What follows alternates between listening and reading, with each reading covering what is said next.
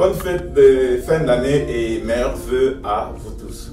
Je suis très heureux de me retrouver à nouveau devant vous pour méditer la parole de Dieu encore ce matin. Aujourd'hui, nous serons dans le Nouveau Testament pour clôturer notre série intitulée « Il n'en avait pas l'air » avec la 9e leçon sur la vie de Jésus-Christ. Partagez pour que la parole de Dieu soit aussi annoncée même pendant cette période des festivités.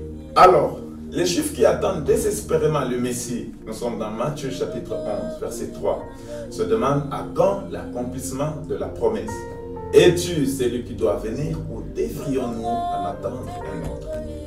Annoncé par le patriarche Jacob au moment de sa mort comme le Shiloh, et par les prophètes dont Ésaïe 4500 ans plus tôt comme Emmanuel, un tel Messie était tout sauf un homme ordinaire.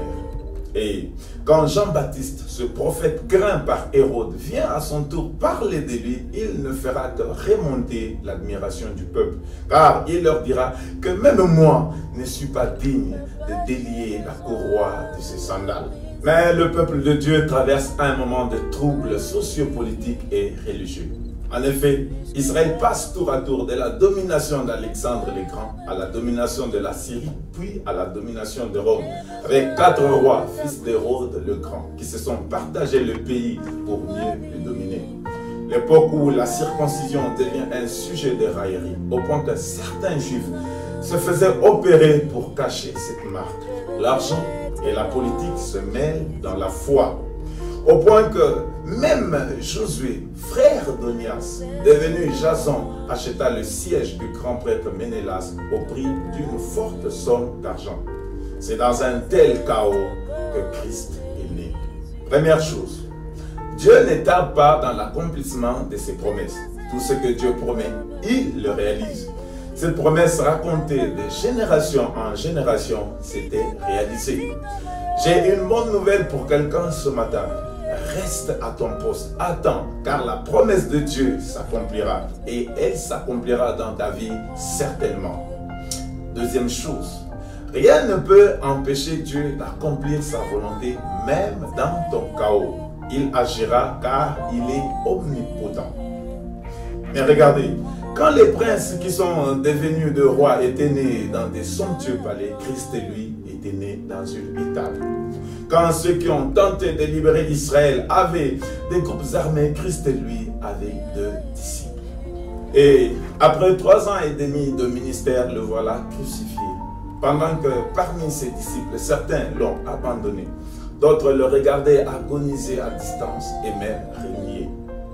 Au regard de sa vie, Christ parut comme un simple homme de douleur, habitué à la souffrance, semblable à celui devant qui on se voit le visage, n'avait pas l'air d'être le Messie tant attendu, car il n'avait ni beauté ni éclat pour attirer nos regards.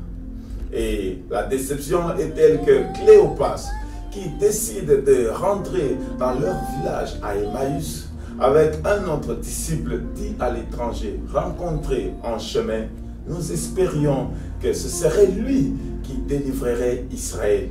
Pour Cléopas, la croix avait mis une croix sur les espoirs du salut placés en Christ. Alors, l'étranger leur dit, ô homme sans intelligence et dont le cœur est lent à croire tout ce qu'ont dit les prophètes. Pendant des générations, ils ont parlé du Messie, mais 2 choses leur manquaient. Primo, l'intelligence pour comprendre. Voilà pourquoi l'apôtre Paul dira, où est le sage? Où est le scribe? Où est le disputeur de ce siècle? Dieu n'a-t-il pas convaincu de folie la sagesse du monde? Secondo, le cœur pour croire. Ils avaient pourtant les écrits des prophètes et la loi, mais ils ont manqué la foi pour croire. Ne fallait-il pas que le Christ souffrit ces choses et qu'il entra dans la gloire? Et il commença par Moïse et par tous les prophètes. Il leur expliquait dans toutes les Écritures ce qui le concernait. Troisième chose, la gloire naît de la souffrance. Je suis en train de dire que la souffrance est une porte de la gloire. Écoute, il y a de ces gloires qui ne peuvent s'obtenir autrement que par la souffrance. Car c'est lui qu'il pensait être anéanti par la croix venait de ressusciter d'entre les morts, mettant ainsi fin au règne du péché depuis Adam. À Golgotha, ce Christ que nous pensions atteint d'un fléau, frappé de Dieu et affligé, avait porté nos souffrances, s'était chargé de nos douleurs, transpercé à cause de nos transgressions, écrasé à cause de nos fautes. Par sa souffrance, Jésus-Christ a sauvé le monde. Écoute, il n'y aura pas un autre sauveur à attendre, car à la croix, Christ a tout accompli. Ta dette a été payée. Il y a plus de 2000 ans, par son obéissance, Christ a allumé la lampe de la vie éternelle dans le monde, pour toute eau éteinte par Adam. Alors, si vous avez été béni par cette méditation, partagez-la pour inciter plus de monde à s'abonner sur cette chaîne pour leur édification et leur salut. Nous reviendrons le samedi prochain pour méditer sur un nouveau thème. Sentez-vous libre de nous écrire ou de commenter, nous allons vous lire. Que le Seigneur Jésus-Christ vous bénisse. Bye.